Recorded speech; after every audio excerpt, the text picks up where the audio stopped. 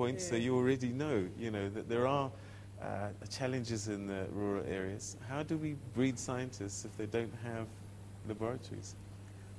Well, I think that it's very important that we ensure that we have the appropriate infrastructure in our schools. And part of the Schools Act amendments that we made when I was in office concerned what we call the norms and standards for a school.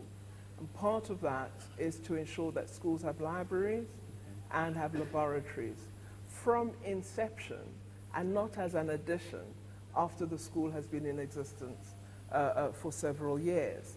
And of course, the Treasury has provided fairly significant funding for infrastructure. But the gap is extremely wide in South Africa, hence the innovation that we've begun to use of providing mobile laboratories. Schools approach us, and often we become supportive when we note that there's huge enthusiasm, interest in a school community, and that they really want assistance and commit to using the facilities adequately, commit to registering young people for studying mathematics and physical science, and really want us to assist them to ensure young people achieve success. So we will be supporting the Department of Basic Education wherever we can. Our Deputy Minister and Deputy Minister Searchy of Basic Education work together in a number of areas in which they're initiating support programs for schools, because the pipeline is important to us. So we'll support where we can, and we were very happy to be in Mbashe recently, and thrilled at particularly Nkosi Dumalisile's commitment to science, mathematics, and knowledge creation in his community. And Nkosi, I can tell you that I've already spoken to some of the colleagues working on roads, and I hope we'll address the roads issue sometime. All right. Well, let's stay on education because you mentioned it in your speech as well. Research that's being done by women in particular, and it is clear that there's women are coming through the undergraduate system in their numbers, but they're falling away once we sort of get to masters and PhD. Why is that, and how can we reverse that? Well, I think we have to look at the incentives and the support mechanisms and what we do to encourage young women to remain in the academy, and particularly in the sciences. We've attempted to improve the bursaries that we provide at the honors, masters, and doctoral level. But recent reports we've received, particularly from the National Advisory Council on Innovation, they have a subcommittee dedicated to researching women in science and the degree to which they're succeeding and the barriers they're experiencing. And one of the things they have alerted us to is the absence of mentorship. Right. That given the senior and levels of male colleagues in the academy, our colleagues tend to support male postgraduate students far more than mentoring female postgraduate by design, students. Or is it just... Maybe it's unnoticed, but it does occur. We need, therefore, to really look at how we can support senior women scientists, ensure they have the time to mentor young graduates. Our South African Research Chairs program is an important part of that, hence the need for us to look at how many women we're attracting to those chairs, because many of the chair holders indicate that the time they're given for research actually allows them to do much more in supporting young graduates than they may have done if they had a huge teaching load. So we've got to look at all the strategies and how we use them in order to incentivize and support women scientists. So bursaries, funding for research, that's something that's very important to you then. Yeah. You've got the money. We must get it. Which country wants to rely on not using its brain? Sure. You must use your intellectual capital. Otherwise, where do you go? All right. Let's chat a little bit about SK. I mean, I could tell from the energy and the excitement there that it is something we should be excited about. A lot of people don't quite understand it yet, but what is it going to change in the ordinary man's life to have this radio telescope out in South Africa and our neighboring countries? Well, I always want to be careful about pretending that it's going to change everybody's life. I think that would be absolutely dishonest. But of course, it has an impact on all of us. As I said, we become the country hosting one of the most important global scientific infrastructure. That's number one. So the image of your country, which is an important part of attracting foreign direct investment, begins to be altered. Number two, you suddenly have young people seeing researchers coming into our country, because we're not talking about 10 or 20 people. We're talking of hundreds and potentially thousands of scientists coming to South Africa to do their work. I mean, look at Sutherland and how it has changed. That's the potential that we're seeing for Carnarvon and towns close by. Thirdly, in terms of communication facilities, just your ICT demand for young people working in the software engineering area, what an opportunity. Whole new data centers will need to be created, new programs will need to be developed, the whole data management capacity, both hardware as well as software. There are immense opportunities. So going out into the schools and saying to these young people, I understand there's a recent report about how South African young people are saying they don't spend a day without some touch with technology. For that kind of young person, here's an opportunity. So does that mean that throughout the education system we should already starting to prepare scientists to work on the SKA? Absolutely. I think we have a very strong outreach program, and we need to definitely ensure that we strengthen it. We have a strong scholarship program. We support postgraduate students, but as we worked with the SKA, we realized that supporting postgraduate students wasn't enough. We needed your technicians as well. So we've begun to work with the FET colleges to train technicians who will then work in the program. So at the technician level, your artisans, as well as your high-level skills, we're beginning to provide support. All right, okay, we're going to take a quick break, and then after that we'll continue with the questions. Hopefully we'll start getting some questions from the floor as well as from our viewers at home. We'll continue with our conversation right after this. Stay with us. We do have a number of international partnerships. One of the big ones is with Japan, and we are able to place young people, often graduates at master's or doctoral level, in institutions and universities in countries overseas. And of course, we always seek to attract young people to these opportunities. One of the things we found, though, is that many South Africans don't like to be away from home. It's very peculiar. So, I'm often asked by my colleagues, we've made 6 scholarships available, but South Africans are not taking them up. Why not? So we need to really encourage South Africans to have a much more international interest, and we're certainly doing that as a department.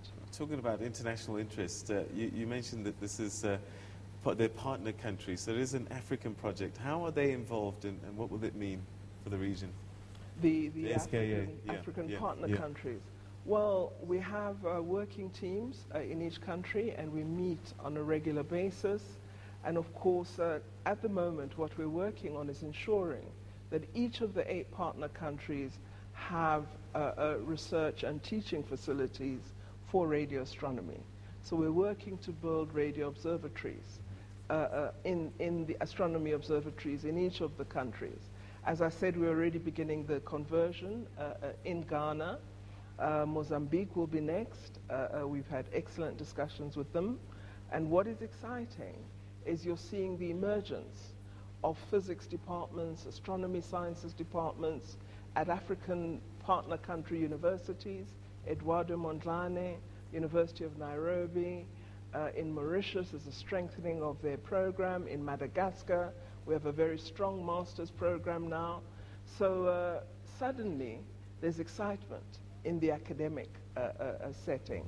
And I was thrilled during our visit recently with the president to Botswana, that the government of Botswana has now adopted their new science, technology, and innovation policy, which includes the astronomy sciences as a strong part. So we're dynamizing excitement and just interest in science on the African continent.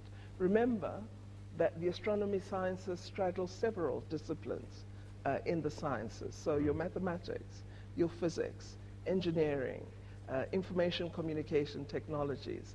And so we're really talking to colleagues to say, don't see this field, as many people do, as a narrow one. It's extremely broad and has immense opportunity for developing science. All right, so SKA, there's some controversy that maybe the fracking plans might be scuppered a little bit by the SKA. And I'm wondering, is there a potential for that? Or can they coexist? And if there is a problem, which gets preference?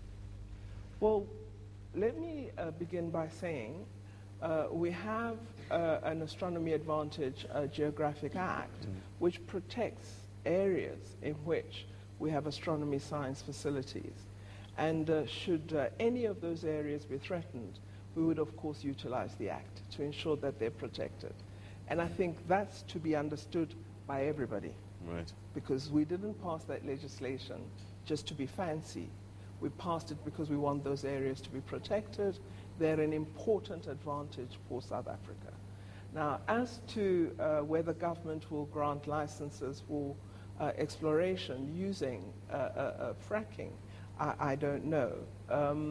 But I will ensure that we keep to the law that we've passed, and that our areas in which we have astronomy facilities are adequately protected and remain pristine for the performance of research.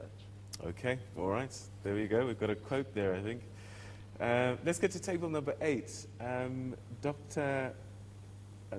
Is that Dr. Diale?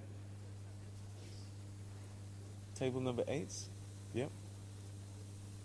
If you could stand up and... my question to the minister is... please, if I can ask you to stand up so we can see you. Thanks. Okay. My question to the minister is, because the SKA is interrelated with the photovoltaic research, which is about the solar energy and the much solar sun that we have in the Northern Cape, where most of these telescopes will be found. What is the plan of DST in integrating the two researches? Okay, so if you can answer that and de-science it for our viewers at home. Well,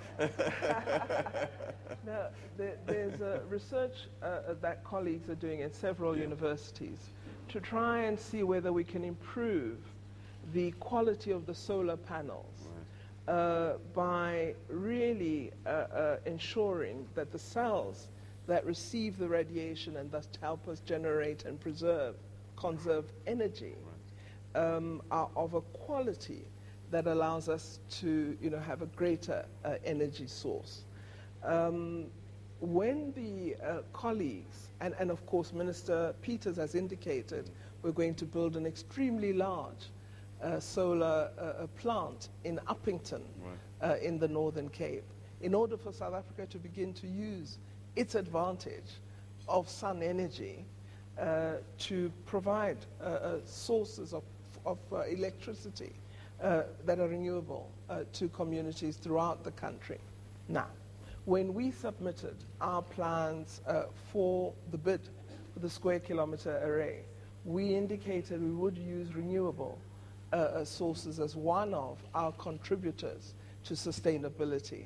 So certainly I think the team would be looking at how we would partner with the Uppington plant, or indeed whether we should create our own source closer to the site. All of it will relate, will really come out of an evaluation as to its impact on the pristine character of the site, because the whole issue, of interference, etc., needs to be looked at. But I think using renewables is an important interest for the international community of SKA supporters. And so it's something we will look at. Okay, all right. Let's go to table number 2.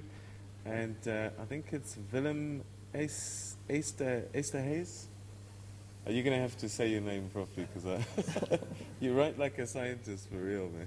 It's almost like formula. It's Willem Esterhays. Okay, we were told that we can ask difficult questions. Yes. So I thought at some point... do you want to put the microphone close to your mouth? Yeah. At some point there was quite a bit of hype about the Joule and the differences that electric vehicles was going to make.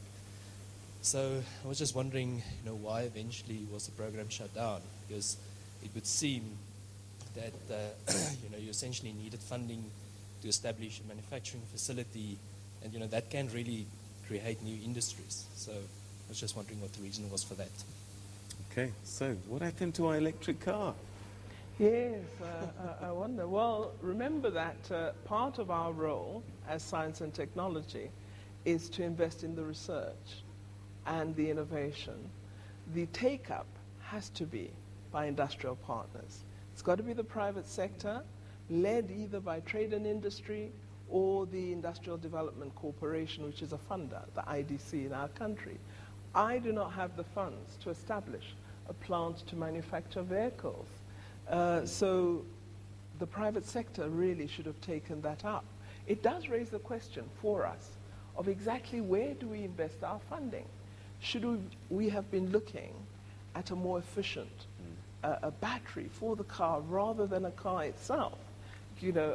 So we are asking these questions, and it is an important lesson. I don't think the project is dead entirely. I think everyone is actually looking at what value can be derived from the investment that we made. And international partners, investors, you didn't court them? Some were courted. They were interested really in the battery, the efficiency of the battery, and really were looking at that rather than building a car. Many of them were already producing electric vehicles themselves. So it does really mean we need to examine what happened and look at what more we can do. I do think there are lessons and business opportunities that we can draw out of that. And I know the department is pursuing this. Okay. All right. Let's go to table number 13. Takalani Rambau. Table 13. Thank you, Minister. You've partly answered the question that I wanted to ask in terms of when you indicated that there's a lot of support for scholars that are doing full-time. My question now is focusing on those that are doing part-time. A lot of scholars finishes their junior degree and honors degree, and those bright student scholars get not pushed, but they're given opportunity by industries and other organizations. And you'll realize that now we've lost the high-end skills because of when they get their salaries, they don't continue with their studies. So how do we encourage these students who are working, and what support do we give them so that they can continue and increase our high-end skills products? Okay. Well, one of the things we've got to do, thank you very much, is we must improve the level of bursary at the master's and doctoral level, and particularly the postdoc. That's one, so that people study full-time. Because it's very difficult to study part-time. But you can do it, but it is tough, especially in the sciences, I think. So we've got to make the levels of support sufficient to ensure that people can study full-time. But also, I think our universities need to do something that we're not very good at, which is developing partnerships with industry, so that being employed doesn't mean you can't study anymore.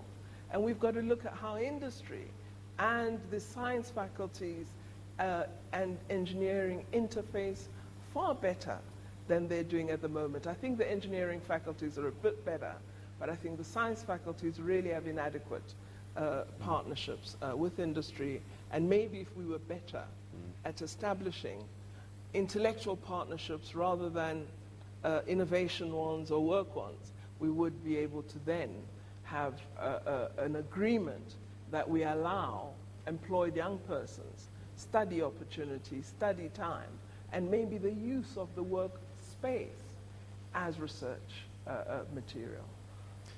All right, let's go to table number 7, Dr. Makosi Koza.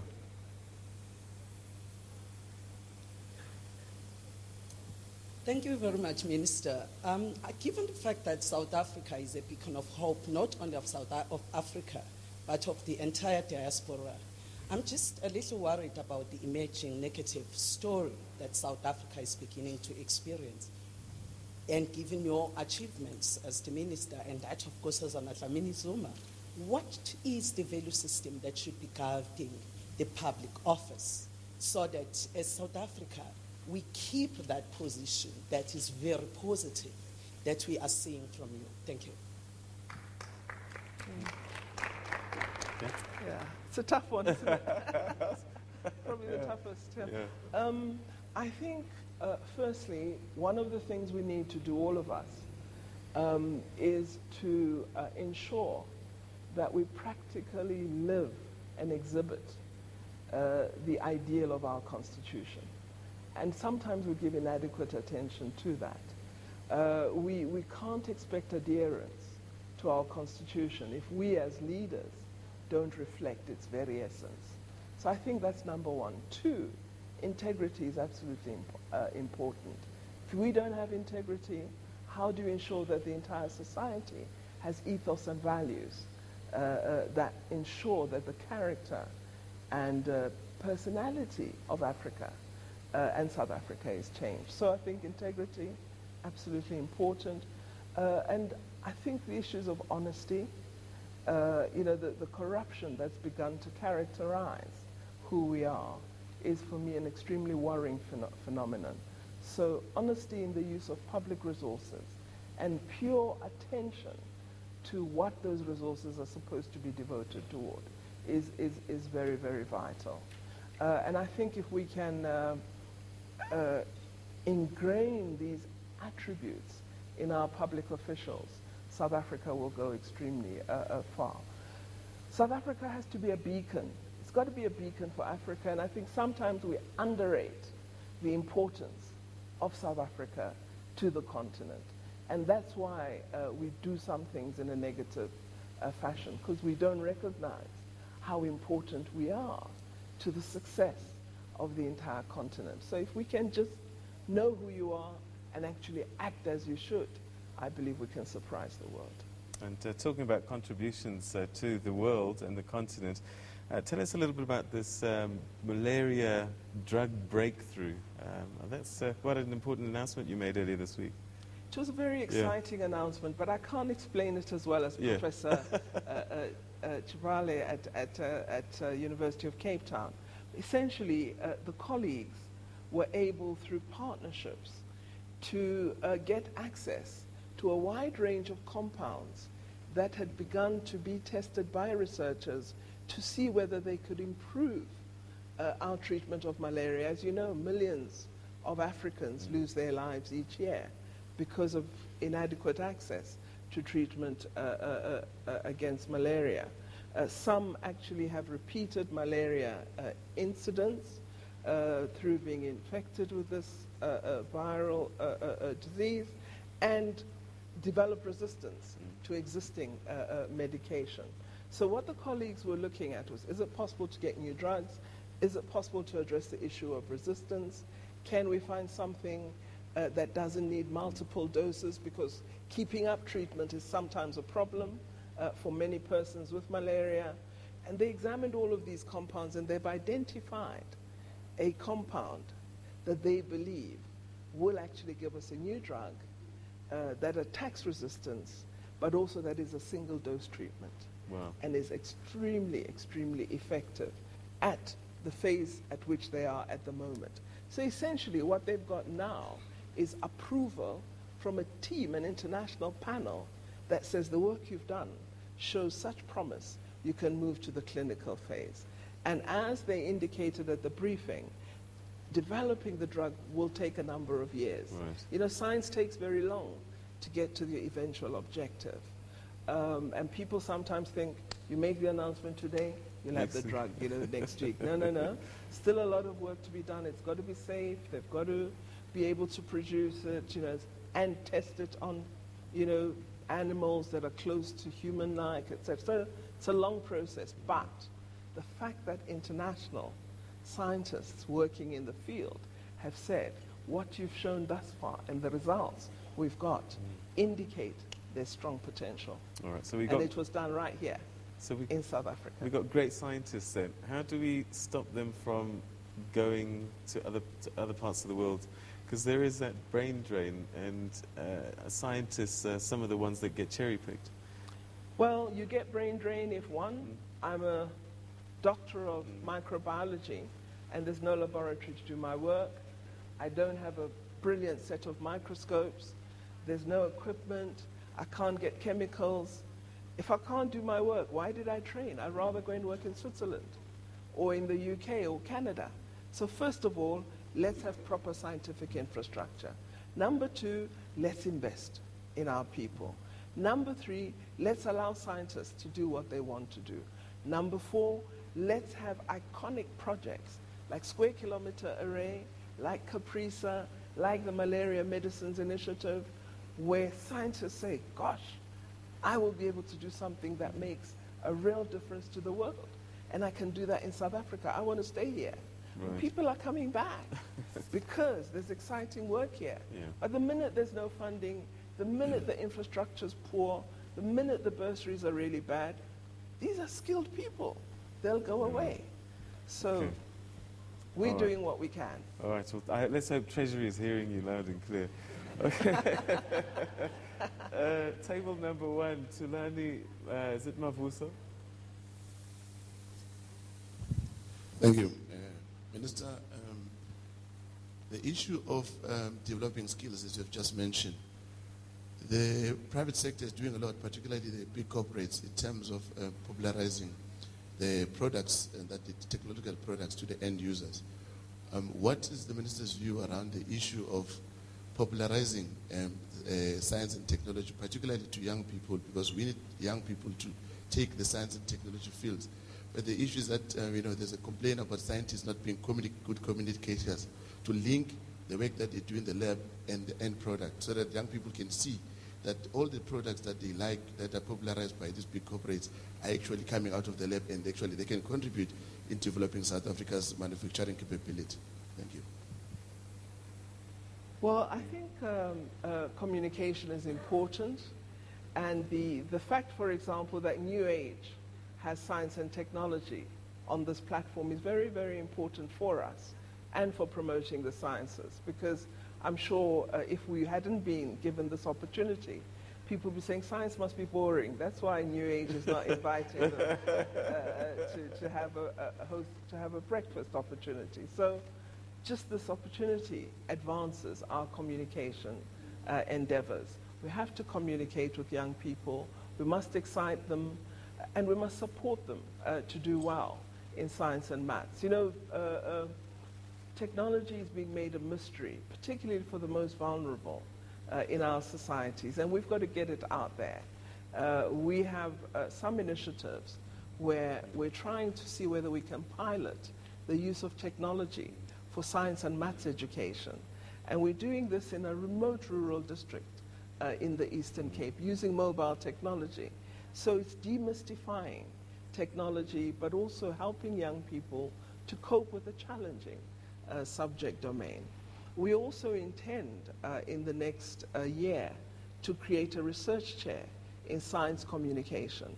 Many countries concerned about this communication and science have created such chairs, and we intend to do so in South Africa as well. So it's to popularize. We should use our Science Advancement Agency, SASTA, far more effectively. I think they're already doing really exciting work and do get out to schools, but we need to do more and more and more. All right, so let's go to table number 8, and somebody who's already enthused about sciences, and in fact is an MSc Physics student. Eva Koza has a question for you.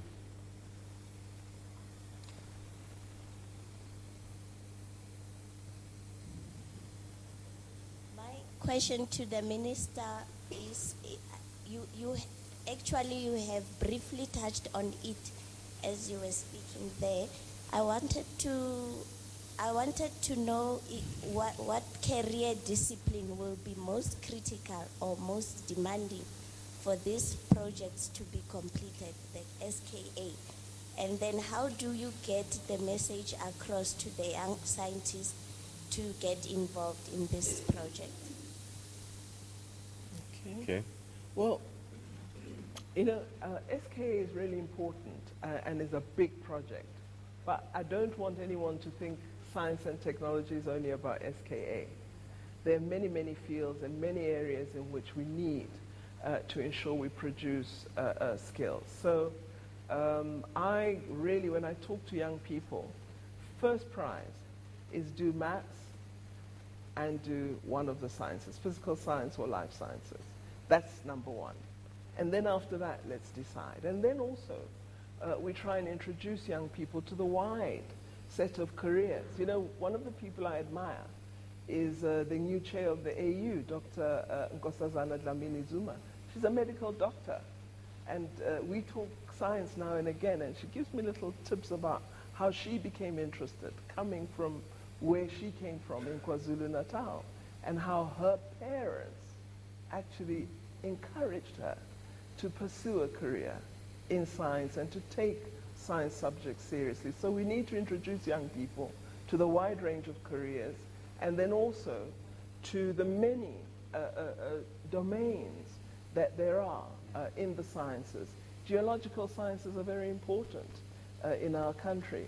And of course we have a rich fossil resource. So paleontology, absolutely vital. And understanding our origins, we need life sciences as a strong part.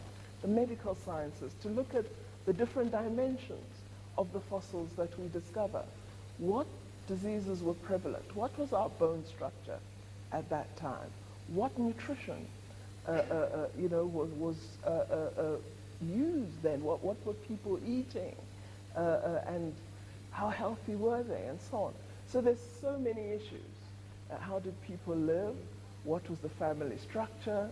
And then the history. So the humanities are important as well, because science is not just the natural sciences, also the social sciences. The humanities are vital. And all of these link in at some point, and I don't think we make enough about how they tie in together. So our job is to ensure we introduce South Africans to the broad aspect of study at the highest level possible. All right, Minister, that sounds great, and I'm excited to see that Eva is doing an MSc in physics. I had a hard time at A-level, let me tell you. But I'm wondering, though, that once she's finished studying, one of the big questions that she's going to have to ask is, what will I be able to do with this? Will I be able to get a job? Is there enough out there? Because we can encourage them to take the science stream, but it's the accountants, which I then became instead. We're getting jobs all the time, do you know what I mean? So what is the answer for finding work post-study? Well, I think one of the things we'd like to see young people think about is remaining researchers. That's very, very important, because research in itself is important activity. So the early comment I made about needing to look at the character of research infrastructure in South Africa. Do we have enough national institutes? Do we have enough laboratories? Do we have dedicated institutions that can absorb these new skills as they emerge from our training institutions? This is something we're going to be looking at. I think the system is still too small, and we have to expand it significantly, because we are training more and more young people. The numbers of the master's, doctoral candidates are growing. We have to ask the question, what are we growing these numbers for? We want to absorb them into science institutions so that they can help us to be innovative, help us to create this knowledge economy that we're talking about. Let me give you an instance. One of the things that's very important in a society dedicated to building a knowledge economy is you must collect information about your development in this area. So you've got to have a number of indicators that are often internationally agreed, but somebody has to collect the information and organize it in a way that assists the state and assists science-performing institutions. So your statisticians, your actuarial scientists become important, and you want to draw them in. But if you don't have a dedicated institution, you can't do those things. Okay. So these are future endeavors that we're looking at. So there you go, Eva. You've got to stay in research. Don't become a journalist like me. Yes. All right, let's go to table number 18. I think that's Bongekile Skosana. Yeah. Good morning, Minister. Firstly, I'd like to commend you for the beautiful work that you have done thus far. And I must say, it is an absolutely exciting time for the country and the continent as a whole. My concern is, you mentioned something about giving opportunities to postgraduate students. But my concern is mainly for undergraduate students, because you have universities of technology that has a program that wants their students to start their internships during their second or third year. And giving opportunities to postgraduates almost closes the door for undergraduate students. So what is the minister doing to encourage, or what measures are in place for undergraduate students who also want to tap into the science and technology field? Thank you. Okay. Well, maybe we have to talk about that. We do have a number of internship programs. All our science councils offer internship programs. I would love to see us using undergraduate students to help us attack this problem of maths and science achievement in our schools. Part of our problem is that we have in our schools persons teaching maths and science who actually are not qualified in the fields, or who have a difficulty in teaching students who come from a background where we don't have these subjects nurtured at a very early phase. So I think we need to develop far stronger tutorial programs for learners in our schools, and have this as a national enterprise. I also think I'd like to see our universities developing a far stronger system of tutorial programs, using undergraduates as tutors for new entrants to the academy, because we've got to build the next rung of academics in South Africa, and we're not giving that enough attention. Our academics are aging, with due respect and apologies to all of them. They are aging, they are male, and they tend to be white. And I'm not being racist, I know people, say that, of course, we're so weird sometimes. So we need to ensure we have more women, more young black people that are being prepared to take up positions of teaching and research in our universities. So young people are a resource, and we've got to develop programs that invest in that resource adequately, so that we don't in 10 years' time say, oh, we can't offer physics at university so-and-so because there aren't enough professors. We must get ready for that. We should anticipate need and actually prepare adequately for it. Okay, let's go to table number 5. I think that's Ruhan Stein, University of Pretoria. Good morning, Minister. I'm a final year student of physics at the University of Pretoria. And my question to you, seeing that South Africa was awarded the SKA, and thank you very much for that, all our physics students are very excited about it, are we going to see an increase in space physics, astronomy, astrophysics, stuff like that at universities which are not currently focusing on space physics?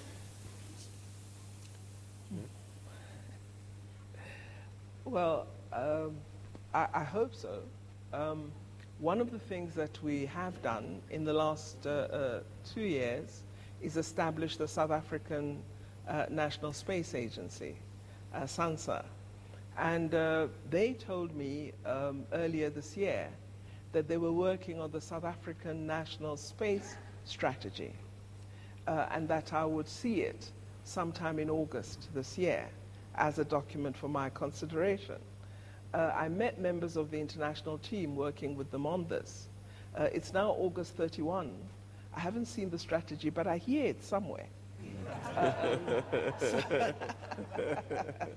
So certainly this is an area of growth. One of the other successes we've had this year is we've managed to secure some funding for our next satellite investment program. So we're very excited that space sciences are going to come into their own in the next 3 to 5 years.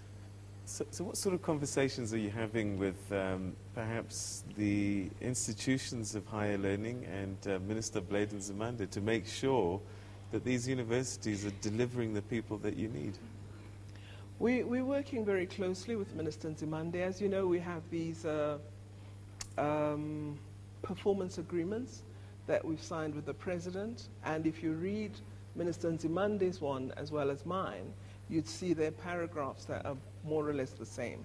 So we've had to come together in order to look at how we support each other in the two departments to achieve the objectives and priorities that have been set for us by the President. One of them is to increase our department's investment in research development in the country, and another is, of course, the human resource development at the master's, doctoral levels. So we are very, very closely working together in order to ensure that we achieve success in the areas elaborated in our agreements. Okay. Let's go to table number 16. Is that Gonse Pai?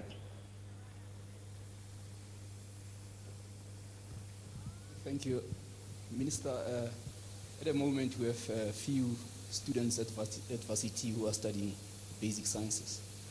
And I just want to know how are you going to make, or how are we going to make sure that we have more students studying astrophysics and astronomy?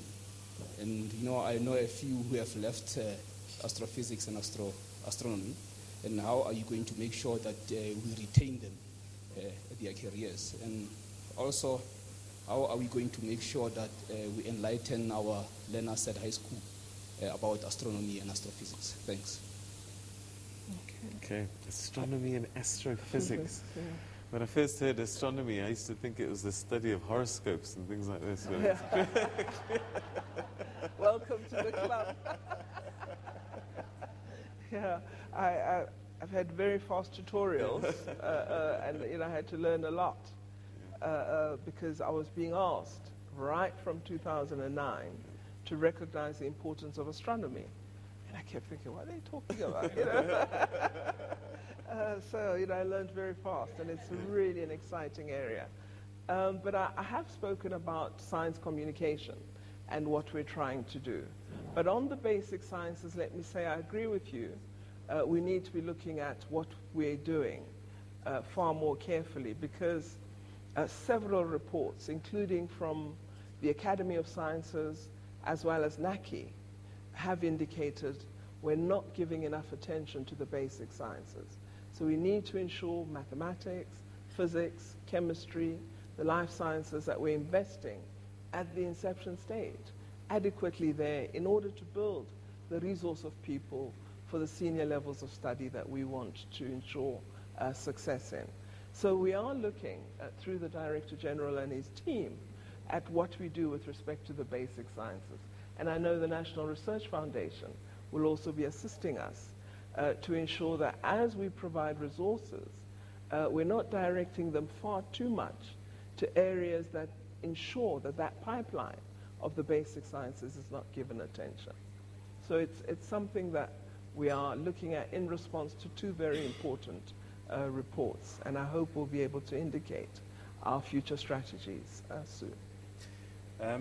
Minister, I noted with great interest that the Women in Science Awards this year, the theme was using science and technology to develop rural women and end poverty. How have you been able to do this? Let's talk about the development of rural women, because I think poverty is with, but is also another issue. Well, one of the things that we often don't recognize in Africa is that women work the land. But very little of the research work that we do in, for instance, the agricultural sciences, seeks to support women to improve the product that comes out of the labor they give to the land. We also don't train them in marketing skills or economic skills to ensure that they have commercial success out of the work that they're doing.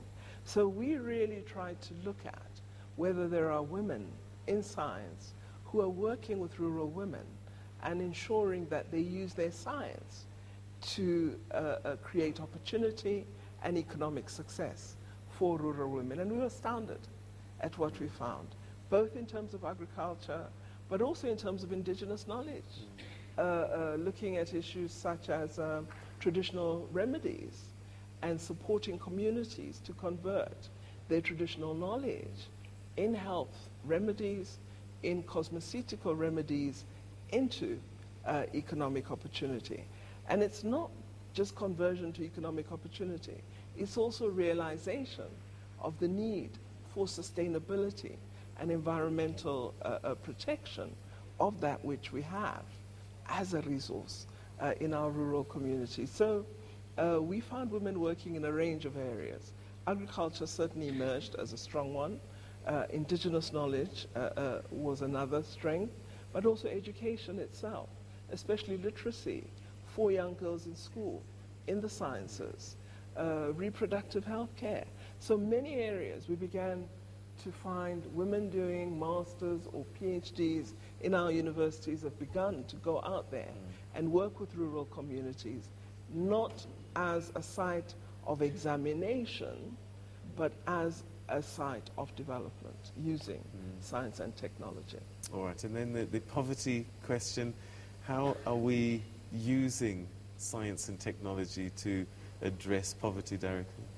There are a range of areas in which we're active, as I've said, converting what we do on a daily basis as sustainable livelihoods, where we tend to use agriculture without thinking about commercial opportunities, so looking at how we work with communities to create jobs, to end poverty, but also health, ensuring that when we talk about you going to test for your HIV status, that information doesn't remain just in the urban setting, that we get it out there. And everybody then knows, if I'm HIV positive, I should get treatment.